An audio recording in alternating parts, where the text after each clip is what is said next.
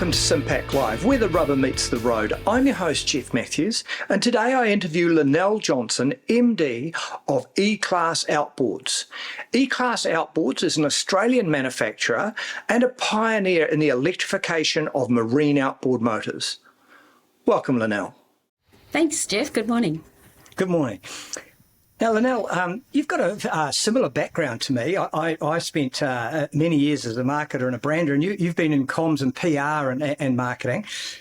How did you end up, being owning a manufacturing company in Australia at the at the cutting edge of decarbonising an area, a recreational and a commercial area of transportation? That's outboard motors. Well, as you know, as a marketer, you have various clients, so you get into all sorts of industries. And one of the jobs I did was a sustainability program for the government, which was getting small businesses to reduce their carbon footprint. And to be honest with you, I hadn't thought much about it then. And it suddenly made total sense to me that it was actually a good business decision. And that was my alive moment for what was happening to the planet, but also that it made good business sense, is a good solution to the problems that we've got in the environment, can be very good for business and save costs. So I was converted from a business point of view quite some time ago. And then Ron Kelly had developed these outboard electrics. Now, he's got a long history in surf life-saving, in being a boat manufacturer, and he's an automotive engineer. And he literally doesn't retire well. So he was doing this as a retirement project for himself. However, being a workaholic, I can say that, he didn't stop at one and he developed a whole range. And to be honest with you, in 2020, when the pandemic hit, I was being a marketer for a major not-for-profit and I was retrenched. And I was over 60. And so despite the fact I had years and years of experience, I could not get another job. So I thought the best thing to do is do what I do best, and it's develop a market. And if it's for the greater good and for the planet, all to the good. So he didn't want to run another business. And so there I am. I have run other businesses, though, just service businesses, not a manufacturing one. I've got challenges. I had that moment when I was about 40. I decided I was unemployable.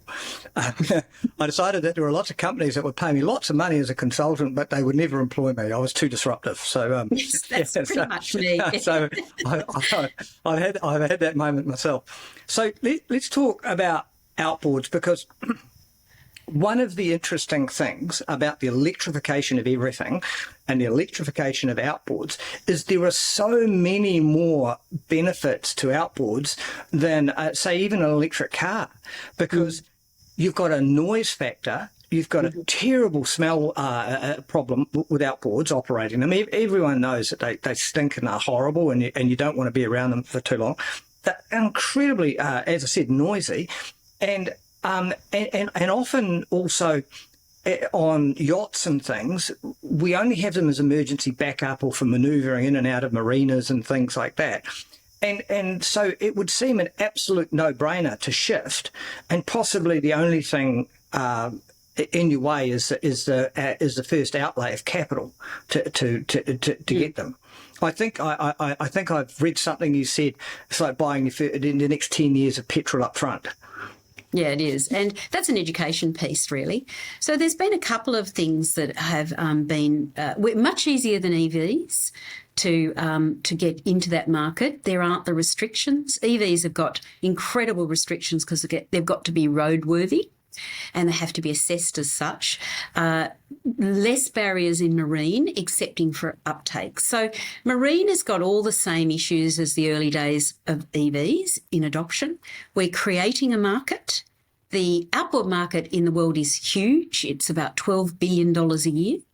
It's dominated by 4 or 5 international players who, like the old car companies, were very reluctant to move to electric. They are starting to now. They've all shut down their petrol R&D facilities and they're putting their money into electric R&D. That's a good sign. But batteries were a limitation because you want lightweight batteries on most small craft, and also getting them to go once people, and also for the buyer to understand that there is this capital outlay up front, and that's all they pay. So that's an education piece that's ongoing. So there are barriers because you're creating a whole market, but they have the same advantages or even more advantages than an EV. If you talk to an EV driver, most of them would never go back to petrol because of the use experience and the instant talk and the quietness and all those things. And boats are the same. So it is a losing battle for petrol, but there are still massive challenges ahead to get critical mass. Okay, so let's talk about some of the properties of electrifying outboard motors.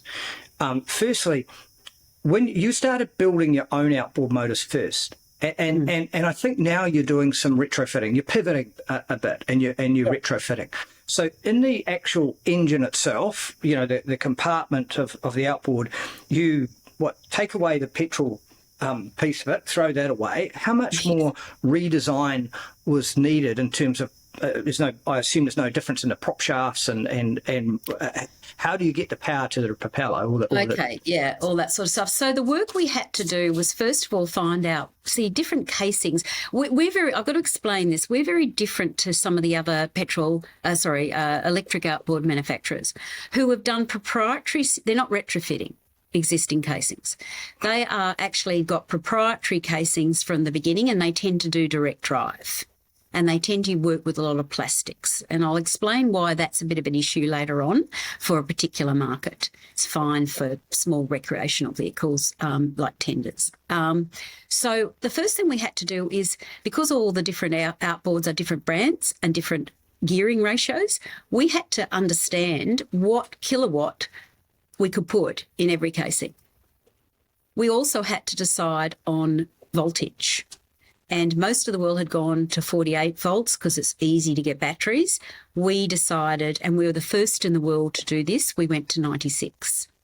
Now, we do 48 up to small engines like 5 kilowatts, but over that, there's cooling issues. There's a whole lot of issues that we couldn't get the performance out of them.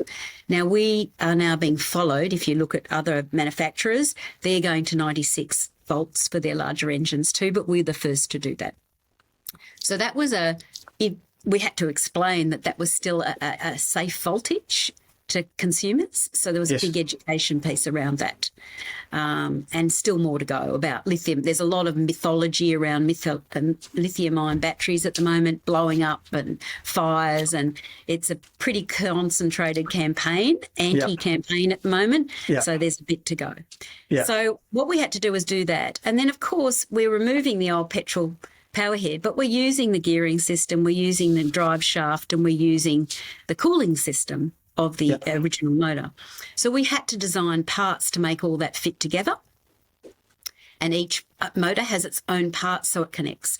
So then we could do a whole kit, and you literally can put that kit in if you're a technician, you'd need to be better than a DIYer. Because it all has to work together, but it's not complex. Any marine mechanic could do it, and that would take them an hour. Wow. So you could take your old casing in and get it retrofitted in an hour. In an hour.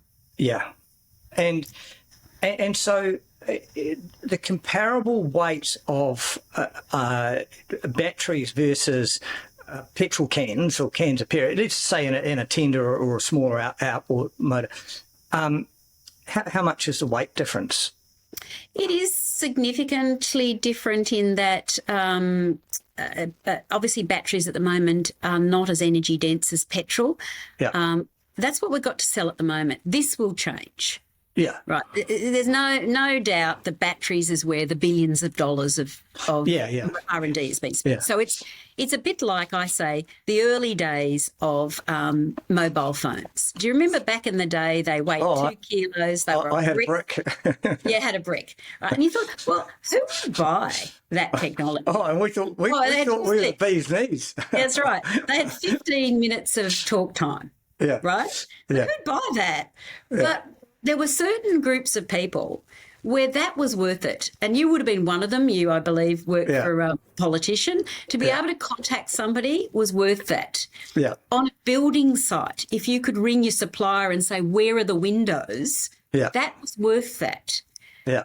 Electric, because of batteries, not because of the engines. The engines will run all day. They're really simple. There's no maintenance on them. Yeah. But because of the battery technology, we're kind of at brick stage. Yeah.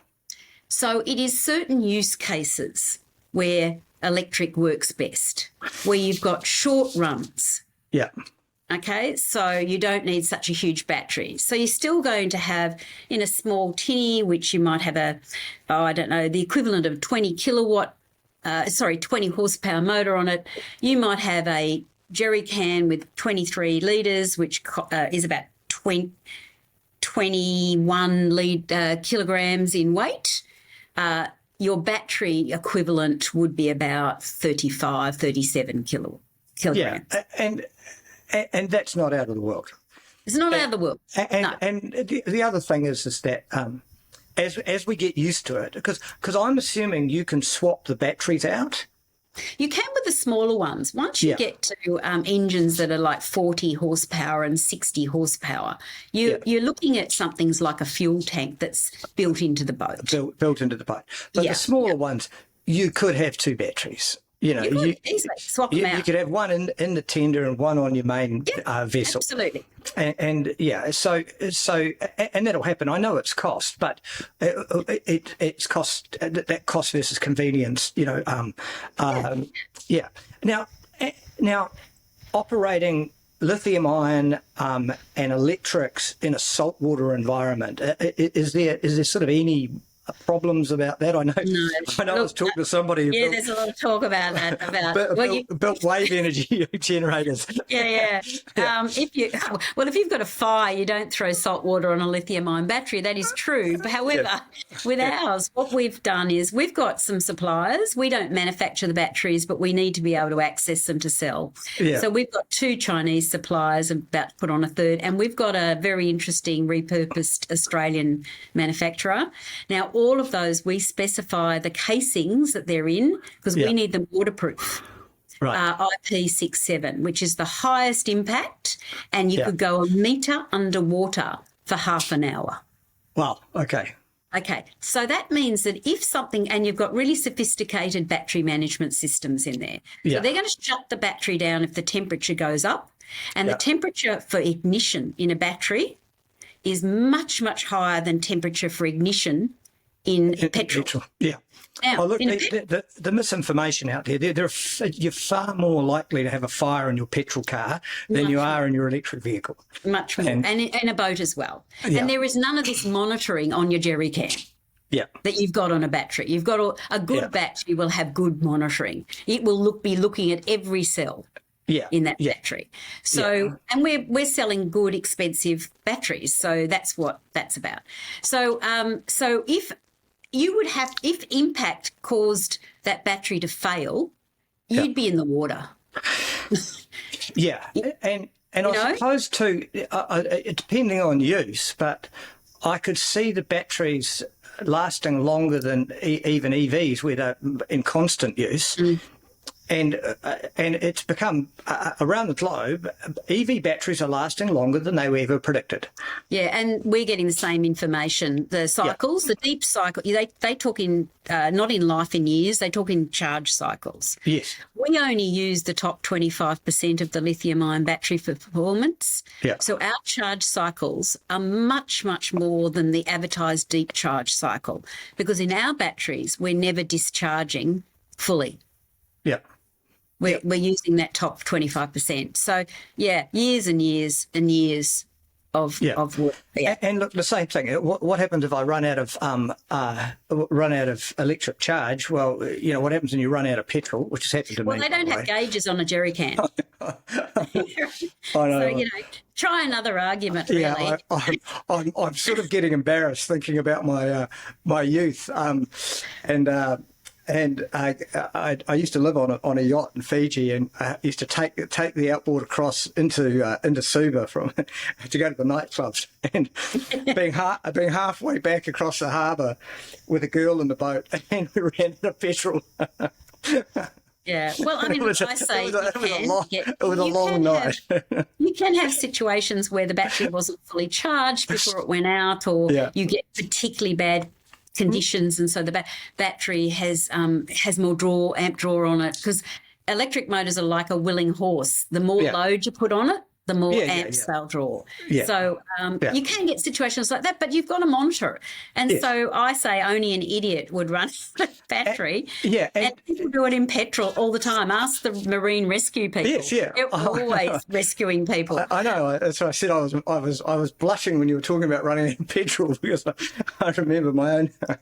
Well, the other thing the marine rescue people tell me is that they do a lot of rescues where the motor has broken down. Yeah.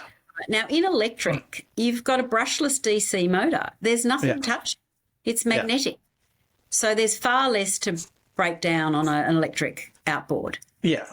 So but we have another concept. If you're going to talk, I don't know what point, where we move the dial to go marine electric, and that's where our little company with a big idea comes in. Yeah. Tell me. Well, if you take all the other manufacturers who are popping up, and there's not many, there's about 20 in the world at the moment, they're all mainly designing from the ground up. So that means they're all like mini Teslas. They need to build a factory in country for their motors for that to penetrate. This is not reasonable in developing countries. So we've just come back from West Africa, where we did a trial.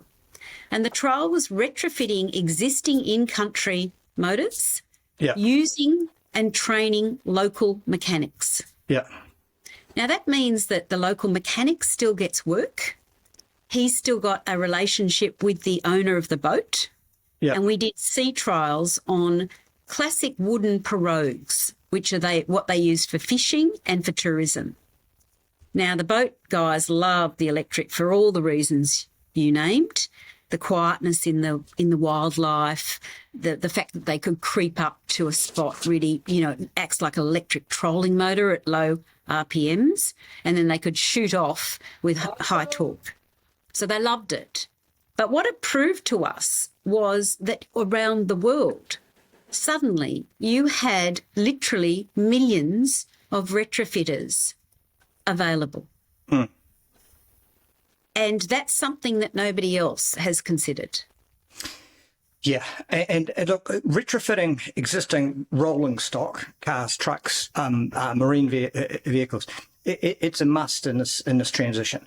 You just look at the sheer amount of minerals and metals that we would need to replace all rolling stock. Or they dump them in the sea with their oil. Yeah, particularly in the Pacific where you've come from. And the fact that those electric motor casings and those outboards exist is that their carbon has already been spent and embedded in that, and retrofitting it's going to be an absolutely critical pathway.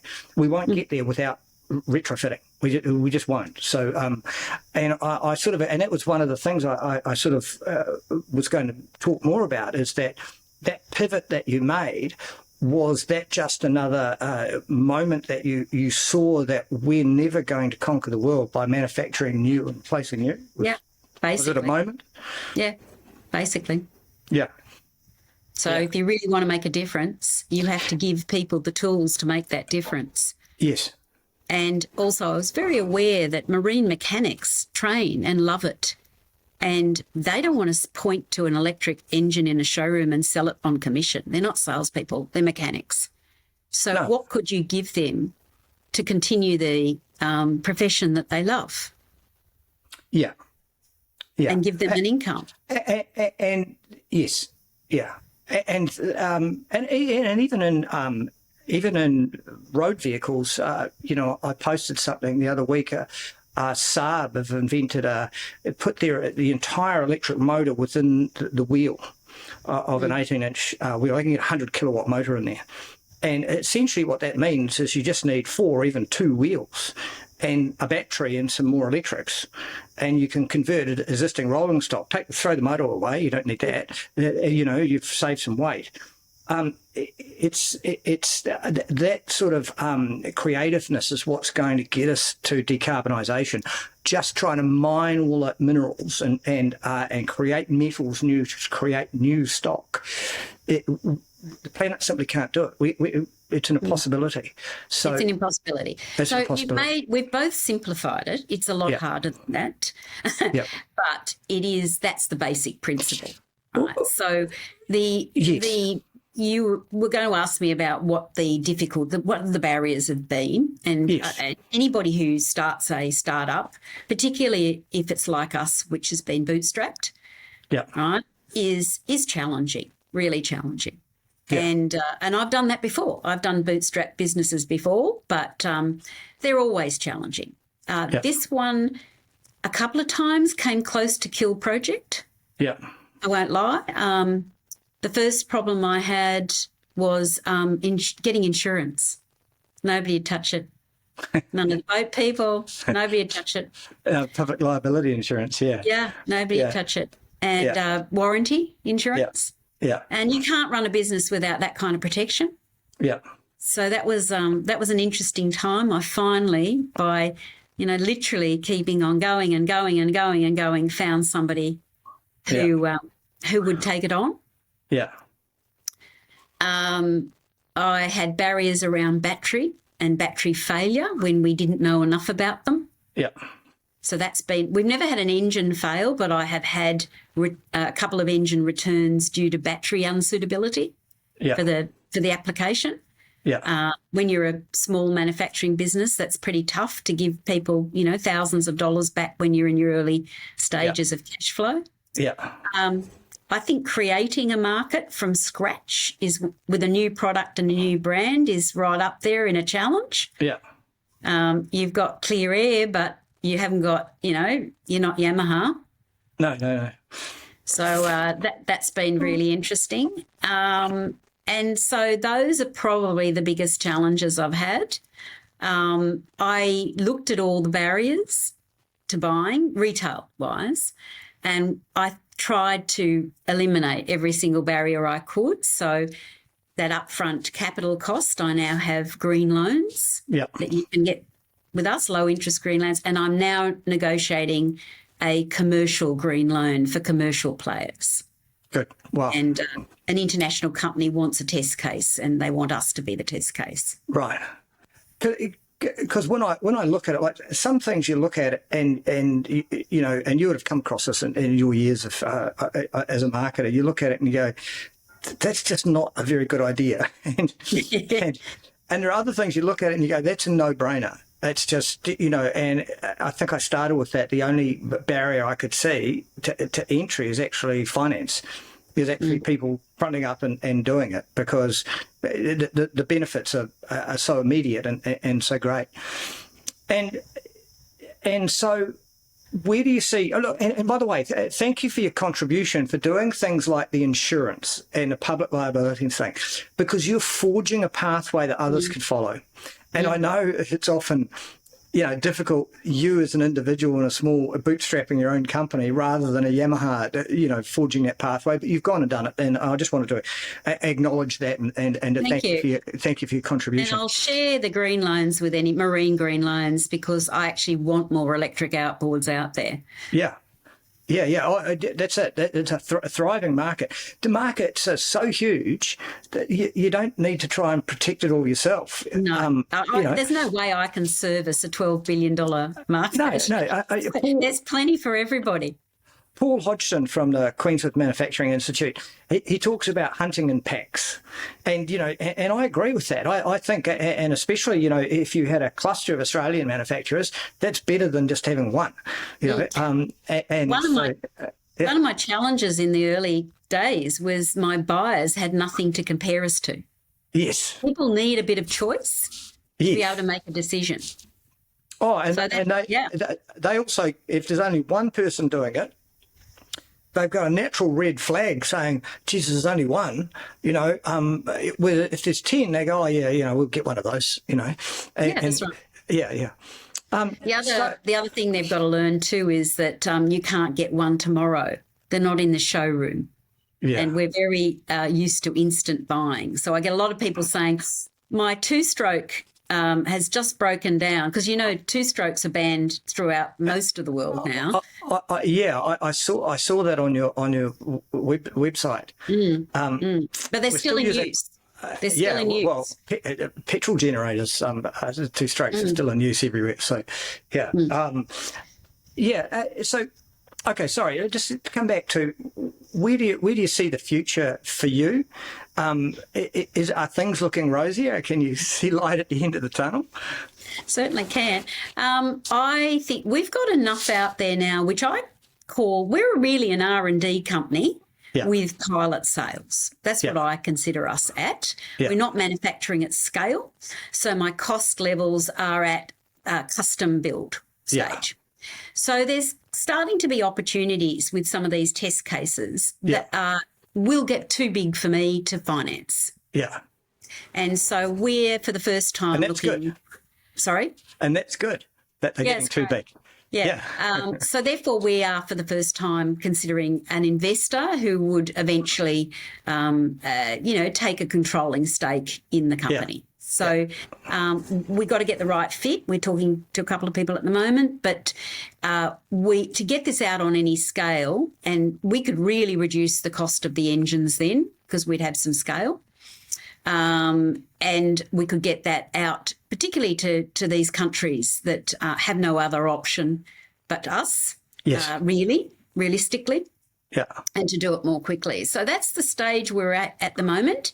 As I said, each of these purchases that have been made, the houseboat, the marina workboat, the rescue boat, the survey boat, the pirogue in West Africa, they're all test cases. Yeah. And once you develop a happy customer in your test case of your pilot sales, and we work very, very closely with those customers. Yeah. Right. And so therefore we are learning, getting feedback all the time to improve it. Yeah. And so once we know that and it works, well, that's a whole market then. And we need to be able to take advantage of that market with somebody with deeper pockets and big reach than us. Yes, it's interesting. In the SIMPAC conference that we're having in Brisbane in February 2024, I've divided my halls up in TRL levels, technology readiness levels, and 1, 2, and 3 is in the future hall. That's for people looking at research and early stage stuff that we need to fast track. And then the second hall is the future hall, and it's for people at your stage that are looking for distribution and investment. And I'm hoping people are going to come to my conference to cherry pick from companies like yours and look at them and say that's an opportunity to scale up. And then the other hall we've got is the Today hall, and that's the stuff that's ready for distribution and for bolting on now. So I'm really interested in those companies like yours that are at that stage, they've done the trial stage, and they're looking for somebody to help scale them up. Yeah, and it is a difficult thing for small companies to do that alone without a forum or somebody to help connect the dots. I mean, we could just continue. The company is holding its own.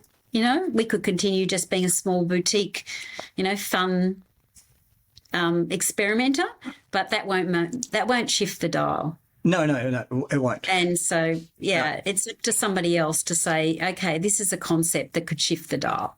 Yeah. Well, look, it's been wonderful talking to you. It's really interesting, and where you're at's really interesting. Best of luck with finding somebody to help take you up to that next level, and we look forward to catching you at SIMPAC in 2024. And thank you very much, Lynelle. It's a pleasure.